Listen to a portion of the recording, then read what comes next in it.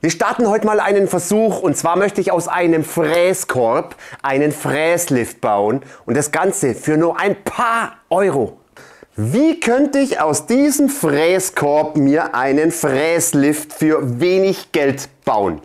Servus und herzlich willkommen bei Gipfelholz. Ich bin der Jens und dieses Thema werden wir uns heute mal annehmen, denn ich würde gern einen Versuch starten und aus diesem Fräskorb, wie den so viele auch kennen und auch daheim haben, ich habe ihn ja auch in meinem Portfolio, würde ich mir gern einen Fräslift bauen. Ihr kennt ja diesen Fräslift, natürlich an einem Frästisch, ist ganz klar, und das Ganze mit dem Akkuschrauber oder mit der Hand dann einfach die Fräse hoch und runter fahren kann, dass ich mit Feineinstellungen einfach arbeiten kann.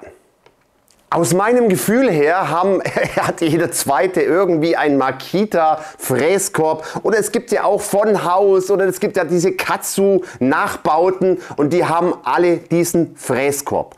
Und das habe ich mal öfters auch schon mal ein bisschen gegoogelt. Diese Fräskörbe, diese Fräslifte sind ja mal richtig teuer, muss ich sagen. Ich habe auf AliExpress geschaut, ich habe auf Temu geschaut und da kostet so ein Makita Nachbau mit so einem zum Drehen, dass ich das Fräse hoch und runter fahren kann. Gibt es einen Umbau sogar und die kosten aber doch einiges an Geld, so mindestens 50 Euro aufwärts. Und wenn man sich einen normalen Fräslift kaufen will, auch bei Temu, der kostet auch roundabout 150 Euro. Und das finde ich echt teuer. Geht das nicht günstiger?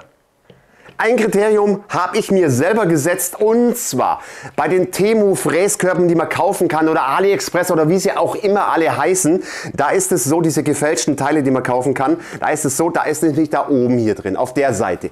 Das stört mich aber, denn ich kann diesen Fräskorb nichts für was anderes verwenden. Das heißt, es ist in meinem Tisch eingebaut und es bleibt da ewig drin. Das heißt, ich kann es nicht mehr ausbauen, oder was heißt ausbauen? Ich müsste es rückbauen, ich muss die Schraube aufwendig ausbauen und ich muss den kompletten Fräskorb auseinanderlegen.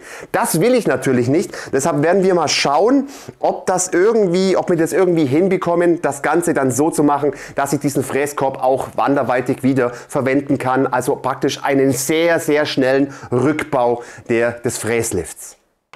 Aber wartet, bevor ihr das Ganze dann gleich mal losschießt und eure Fräskörbe vielleicht kaputt macht, wartet erstmal, bis ich das Ganze fertig gebaut habe und ob es dann auch wirklich funktioniert. Ihr braucht natürlich auch nicht diese Makita Fräskörbe nehmen, ihr könnt auch diese gefälschten, ich weiß nicht, wie sie alle heißen, diese ganzen Katsu von Haus und, da gibt es ja genug auf dem Markt. Die könnt ihr natürlich auch verwenden, wenn ihr diese Fräsen habt. Ich habe zufällig hier 2 Fräskörbe rumliegen, irgendwo liegt hier auch noch einer rum. Deshalb werde ich hier einen davon einfach mal verwenden und wir wollen das Ganze mal schauen. Und jetzt werden wir das ganze Ding jetzt erstmal auseinanderbauen, wie wir da dann anfangen.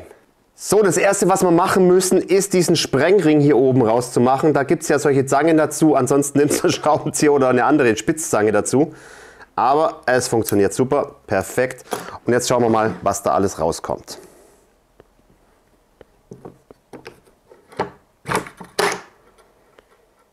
Okay, prima. So, da haben wir die Feder. Merkt euch einfach, wie es zusammengebaut ist. Die Seite die Feder und die Seite wollen wir ja nicht bearbeiten, sondern wir wollen ja diese Seite bearbeiten. Jetzt machen wir schon mal vorab die Griffe ab hier.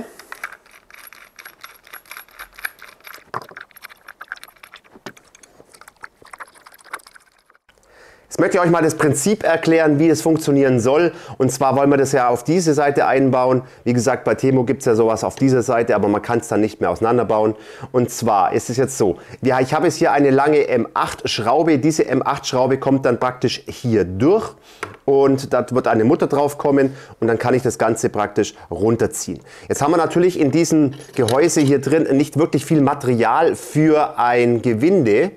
Ich brauche ja da beim M8 doch ein bisschen Gewinde. Wir haben zwar nicht sehr viel Druck da drauf, also das ist ja sehr leicht, deshalb werden wir ja nie eine große Belastung drauf bekommen.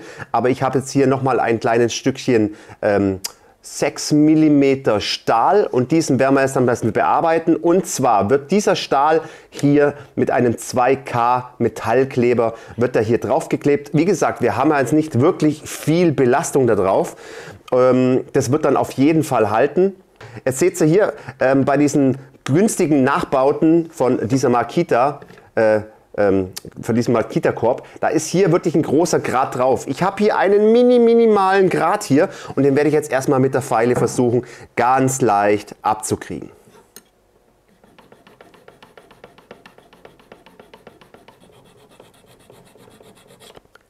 So, es ist jetzt richtig schön eben. Also es ist jetzt, der Kleber wird es dann nachher ein bisschen ausgleichen, weil wir werden dann natürlich dann in dieses Metallstückchen ein Gewinde reinmachen und das werden wir dann hier hinkleben und das werden wir mit dem Kleber dann im Endeffekt richtig ausrichten, damit es dann auch richtig passt. Aber ich habe hier schon mal eine super ebene Oberfläche.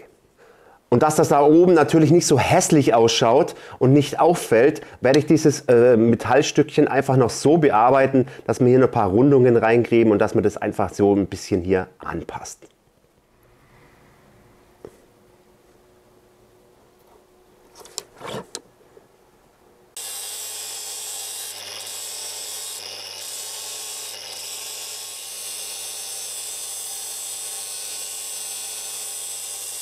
So schaut dieses Stück jetzt fertig ausgeschliffen bei mir. Ich denke mal, das dürfte passen. Halten wir es mal einfach hin. Super, passt. Es muss ja auch keinen Schönheitswettbewerb gewinnen, aber es schaut auf jeden Fall besser aus als vorher mit diesem viereckigen Teil. Und ich lasse da noch ein bisschen Luft frei, damit wir das Ganze, wenn wir das dann nachher richtig bohren, damit wir da noch ein bisschen Spiel haben, damit wir auch richtig in der Mitte das Ganze haben. Gut, jetzt müssen wir uns Gedanken machen, wie wir dort mittig eine Bohrung reinbekommen. Jetzt nehmen wir es nochmal auseinander. Und zwar diese Stangen, diese Führungsstangen, die haben exakt 18 mm. Sprich, wir brauchen jetzt einen 18 mm Bohrer. Das werden wir nämlich auf den Tisch festspannen, das Ganze. Und werden dort dann einen 18 mm Bohrer reinführen zum Zentrieren. Dann machen wir den Bohrständer fest und werden dann dort, wir haben ja eine M8 Schraube, also werden wir dort mit ein bisschen Luft mehr reinbohren. Machen wir mit einem 8,5 mm Bohrer, gehen wir da doch dann durch und werden dann hoffentlich genau die Mitte erwischen. Gut, ich habe das Ganze mal jetzt hier drauf gespannt auf den Tisch. Ihr seht, den 18 mm Bohrer habe ich schon drin. Ihr seht es jetzt, wenn ich es runter mache und das Ganze dreht, es passt optimal. Ich habe das ausgerichtet und habe den Tisch natürlich festgeschraubt. So, und jetzt wollen wir natürlich schauen, dass der Bohrer, ja, passt, wieder rausgeht. Und jetzt machen wir unseren 8,5 mm Bohrer rein und werden jetzt in der Mitte ein Loch bohren. Drückt mir die Daumen, dass es dann richtig passt und dass es richtig schön rauskommt. Also ich habe hier ein 8,5 mm drin, damit wir einfach noch ein bisschen Luft haben zum M8 Gewinde. Jetzt eiert dieser Bohrer. Das nochmal neu festspannen.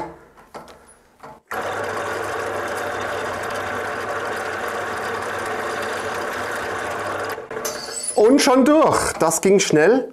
Und jetzt wollen wir natürlich mal schauen, wie es unten rausgekommen ist. Und ich hoffe, wir sind in der Mitte. Schauen wir mal da durch. Ah, schaut sehr, sehr gut aus. Man kann es nicht erkennen, das ist klar, aber schaut sehr gut aus. Da müsste das Gewinde doch richtig passen. In der Mitte sind wir auch. So, jetzt haben wir noch nicht wirklich viel kaputt gemacht von unserem Fräskorb. Falls es nicht funktionieren sollte, ist da halt in Zukunft jetzt einfach eine Bohrung drin. Macht nichts. So, jetzt probieren wir es mal, ob das mit der M8 Schraube passt. Ah, schaut's mal, perfekt, genau in der Mitte und es hat noch ein leichtes Spiel. Super. Jetzt werden wir noch hier die Bohrung ausmitteln und zwar, das ist eine 30er Breite von dem Metallstück und da werden wir jetzt die Mitte einfach mal nehmen. Reißen wir einfach mal an. Die Mitte 15, 15.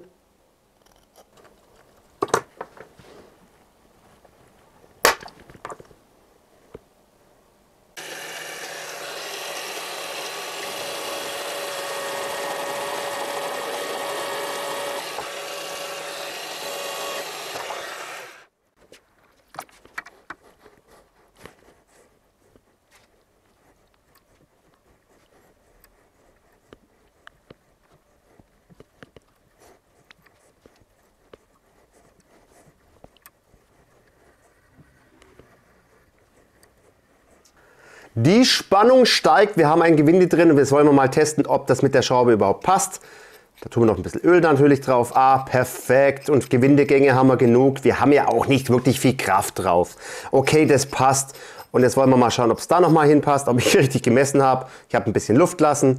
optimal. So passt es doch perfekt. Und jetzt kommt dann von unten die Schraube rein.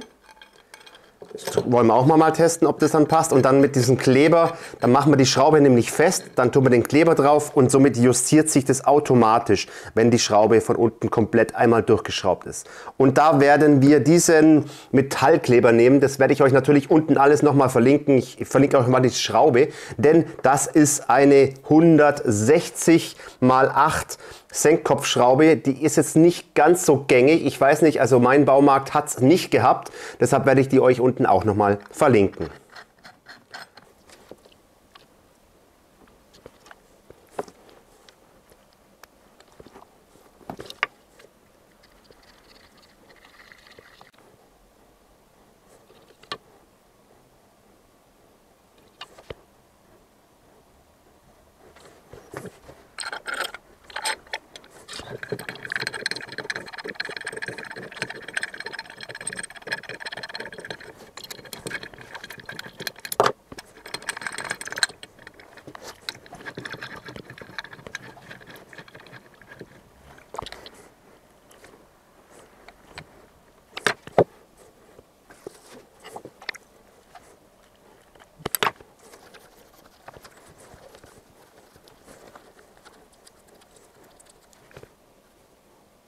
So, nächster Tag, das Metall ist getrocknet, das flüssige Metall ist getrocknet. Das hebt ja mal richtig, richtig gut. Und jetzt wollen wir natürlich diesen Fräslift einfach nochmal zusammenbauen und das schauen wir uns jetzt mal gemeinsam an. So schaut das Ganze jetzt aus. Also sollte es nicht funktionieren, habe ich jetzt einfach nur mal so ein Teil hier oben drauf. Das würde jetzt auch nichts ausmachen. Und wie gesagt, es hält sowas von bombenfest. Jetzt können wir das Ganze zusammenstecken. Ach ja, an der Feder war doch dieses Teil hier drin. Das braucht ihr jetzt nicht mehr. Das können wir raustun, weil da kommt ja die Schraube dann durch. Aber es funktioniert auch ohne diesen Teil. Und das Ganze stecken wir jetzt zusammen, machen dann den Sprengring wieder drauf. Und jetzt ist es so. Wir müssen das noch gar nicht ganz zusammenschrauben, jetzt einfach nur mal den Sprengring hier oben drauf, weil wir müssen ja dann praktisch von oben am Frästisch dann diese Schraube dann hier durchstecken und das werden wir jetzt aber nachher machen. Aber jetzt machen wir zuerst mal dieses Teil hier zusammen. Die Hochzeit ist vollbracht und jetzt werden wir es mal probieren. Wir bauen es natürlich jetzt noch nicht in den Frästisch ein oder in die Platte, sondern wir probieren es jetzt einfach mal so. Dazu mache ich dann da unten die Schraube rein und zwar aber mit Unterlegscheibe, damit es dann ja einfach passt. So, und jetzt schauen wir mal, ob wir es durchkriegen. Perfekt. Und das Gewinde passt auch mega perfekt. Super. Und jetzt wollen wir einfach mal schauen, was passiert, wenn ich das Ganze... Wir müssen natürlich dann nachher noch eine Sicherungsmutter drauf machen. Aber jetzt wollen wir mal probieren, was passiert, wenn ich das Ganze jetzt drehe. Andersrum. So, jetzt zieht er. Und Leute, was sagt ihr? Geht's oder geht's nicht? Geil.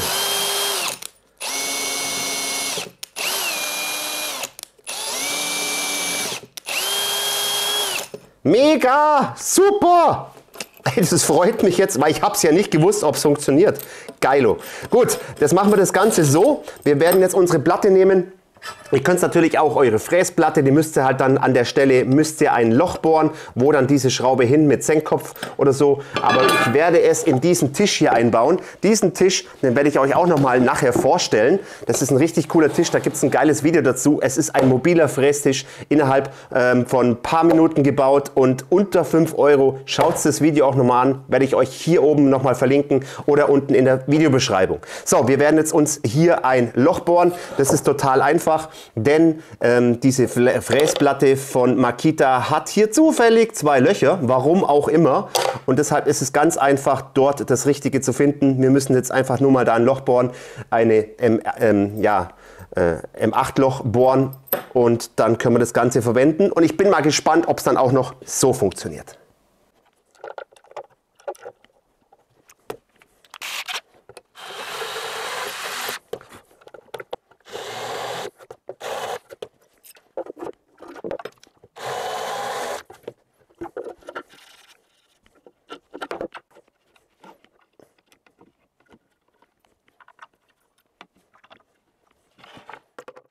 Gut, jetzt habt ihr es ja gesehen, Ist schön versenkt hier, damit nichts hängen bleibt. Das ist die Justierschraube jetzt in Zukunft. Hinten hängt der Korb dran. Optimal. Ich habe hier oben noch eine Sicherungsmutter drauf, damit das einfach dann nicht weiter drehen kann oder die Schraube sich rausdreht, weil die kommt dann theoretisch hier oben wieder raus. Den Akkuschrauber würde ich euch empfehlen, auf Drehmoment einzustellen, weil dann merkt ihr, wenn der Anschlag erreicht ist. Also hier ein leichtes Drehmoment und gut ist. So, jetzt wollen wir es mal probieren. Setzen wir mal an. Andere Richtung. So, jetzt tun wir mal hoch. Geilo, geilo, geilo. Schaut euch mal das an. Und jetzt merkt ihr mit dem Drehmoment, was ich gemeint habe. Dann hört er automatisch auf, der Akkuschrauber. Ihr könnt es natürlich auch per Hand drehen.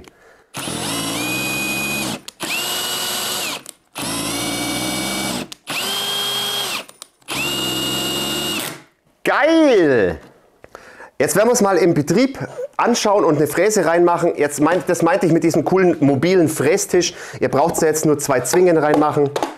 Zack, eine Zwinge, dann noch eine Zwinge und könnt sie an eure Werkbank hinmachen. Ich finde es einen richtig coolen Tisch. Wie gesagt, Video könnt ihr euch anschauen. So, also zwingen wir mal fest, aber ihr könnt es natürlich auch überall einbauen. So, festgezwungen. Und jetzt kommt's. Jetzt tun wir mal die Fräse hier rein. Jetzt bin ich gespannt. Runter. Hoch. Geil. Mega. Und wir können es natürlich jetzt auch mit dem hier drehen. Das ist klar, wenn man weiß, in welche Richtung. Jawohl. Und schaut, ihr könnt es jetzt richtig schön fein justieren. Auch per Hand. Richtig geil. Was meint ihr dazu? Also bei mir funktioniert es echt richtig mega. Machen wir es nochmal mit dem Akkuschrauber.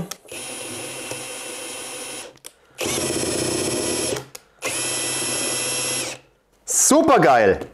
Leute, mal richtig geil. Schreibt es mal unten in die Kommentare rein. Also bei mir funktioniert das echt top. Jetzt machen wir mal den Frästisch noch mal kurz weg. Ich möchte euch noch 2 Sachen zeigen, bevor ihr das Ganze nachbaut. Und zwar ist mir noch was aufgefallen, was ich schon gar nicht dran hatte an diesem Fräskorb. Und zwar, ihr seht diesen kleinen Punkt hier. Das ist ein kleiner Nippel. Dieser Nippel ist dafür da, dass wir das in diese Führungsschiene einführen, dass die Fräse immer an selben Stelle bleibt. Den habe ich schon lang weggefräst, weil es totaler Schwachsinn ist. Nein, die Fräse verdreht nicht, wenn sie fest ist. Ist überhaupt kein Stress. So, ich habe den aber schon länger weggemacht, aber ich habe das jetzt gar nicht mal auf dem Schirm gehabt. Deshalb, warum weggemacht? Jetzt schaut's mal, aber nicht wegen dem weggemacht. Schaut's mal, da haben wir ein Problem mit der Schraube. Da kommen wir nicht mehr hin. Also das heißt, ihr müsst diesen Nippel auch wegmachen, damit ihr die Fräse, egal welche Fräse, ob jetzt die Akkuschfräse oder so, dass ihr die verschieden rum einbauen könnt. Weil da haben wir nämlich das gleiche Problem, dann geht es nicht bis runter komplett. Also das heißt, dieser Nippel muss weg. Aber das ist überhaupt kein Problem. Leute, glaubt's mir, das Ding, wenn es einmal drin ist und richtig festgezogen ist, ganz normal, da verdreht sich absolut nichts mehr. Da kann ich nichts mehr drehen an diesem Teil. Ich weiß auch gar nicht, wozu dieser Führungsnippel dann überhaupt da ist. Also das heißt, ich kann so meine Fräse dann drehen, wie ich will. Also kann ich sie auch so rum hindrehen. Überhaupt kein Stress. Und wir haben da keinen Stress mit dieser Schraube. Hoppala, da muss ich nochmal festziehen. Und ihr habt es gesehen, es funktioniert. So, jetzt haben wir noch einen zweiten Punkt. Und da muss ich den anderen Fräskorb herholen. Jetzt habe ich mal den anderen Fräskorb, den ich auch noch hier habe, hergeholt. Und Leute, mir ist was aufgefallen. Ihr achtet bitte darauf, bevor ihr das Ganze mit eurem Fräskorb, egal welche Marke, welcher Hersteller, ob Makita oder Fälschung, kontrolliert bitte vorher eins, bevor ihr anfangt zu bauen. Und zwar ein Punkt. Mir ist nämlich bei dem Fräskorb aufgefallen. Ich glaube, das hat was mit Fertigungstoleranzen zu tun. Jetzt schaut's mal her. Jetzt haben wir dann hier die Schraube drin. Das heißt, testet bei eurem Fräskorb, wenn ihr hier mit dem Daumen drauf drückt, muss der Fräskorb runtergehen. Und ihr seht, es geht verdammt schwer, er verkantet ein bisschen. Das hat einfach was mit Fertigungstoleranzen zu tun, weil wenn ich jetzt nämlich hier in der Mitte drücke, funktioniert es echt easy, aber sobald ich hier an der Seite drücke, da funktioniert das nicht. Also ihr seht, manchmal geht es, manchmal nicht, also er verkantet sich. Jetzt da schaut's, auf der Höhe zum Beispiel, auch nicht immer. Und das funktioniert natürlich mit eurem Fräskorb dann nicht, wenn ihr hier die Schraube drin habt. Bitte beachtet das und fangt vorher nicht an und macht diesen Test vorher, ob das mit eurem Fräskorb funktioniert oder nicht. Mega, es funktioniert richtig geil und wir haben uns jetzt für ein paar Euro einen Fräslift selber gebaut mit einem vorhandenen Fräskorb. Ich finde es mal richtig geil und mich würde eure Meinung interessieren. Ballert es mal unten in die Kommentare rein. Wir brauchen ja so gut wie kein Material, nur eine Schraube, ein bisschen Metall, ein bisschen Kleber und schon geht das Ganze. Aber wie gesagt, bitte, bitte achtet darauf und macht diesen Test vorher, ob es mit eurem Fräskorb überhaupt funktioniert.